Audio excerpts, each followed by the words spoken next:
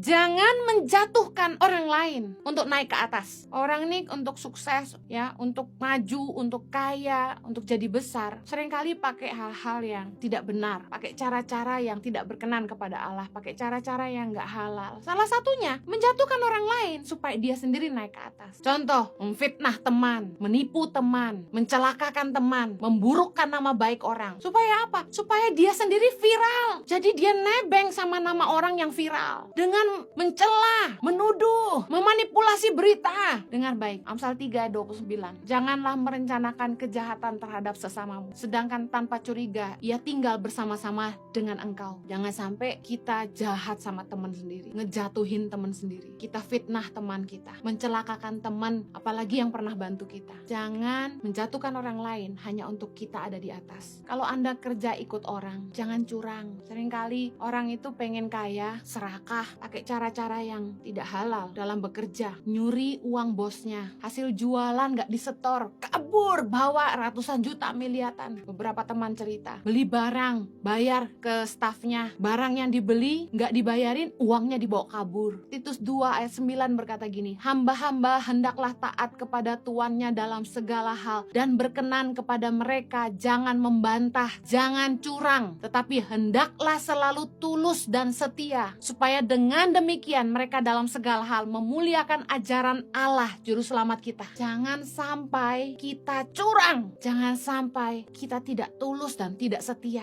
Jangan memperkaya diri dengan cara-cara yang kotor. Kotor gak apa-apalah, yang penting hidup. Bu, gimana kalau saya kerja sama bos yang kotor? Kamu cuma mentingin makan atau jiwamu selamat? Cari kerja tempat lain. Sampai dapat, resignlah. Jangan bertahan di tempat itu kalau kamu disuruh ngerjain sesuatu yang gak benar. Tapi kalau kamu di antara teman-temanmu yang jadi tikus, kamu berusaha untuk lurus, jangan menghakimi mereka, jadi teladan buat mereka. Jangan jadi seperti mereka. Dalam hidup ini, kita either memberi pengaruh atau dipengaruhi. Jadilah teladan, jadi terang di tengah-tengah kegelapan. Oh, nanti saya dimusuhi. Nggak apa-apa, berani lawan arus. Promosi itu datang dari Tuhan. Kalau bosmu nggak bisa lihat itu, Tuhan akan angkat kamu lewat jalan lain. Mari buang segala yang kotor. Yakobus 1:21. Sebab itu, buanglah segala sesuatu yang kotor dan kejahatan yang begitu banyak itu, dan terimalah dengan lemah lembut firman yang tertanam di dalam hatimu, yang berkuasa menyelamatkan jiwamu. Kita harus membuang semua yang kotor. Jangan punya prinsip kotor nggak apa-apa, yang penting hidup. Kita harus buang semua kejahatan. Ayo terima dengan lemah lembut firman Tuhan yang disampaikan, karena itu yang berkuasa menyelamatkan jiwamu. Nggak cukup cuma dengar firman, kita harus merenungkan dan menghidupi firman, karena itu yang berkuasa menyelamatkan jiwa kita. Kalau kita ingin Tuhan bela kita, hiduplah dalam kebenaran, karena tanpa hidup dalam kebenaran dan ikut aturan, Tuhan juga tidak akan bela kita.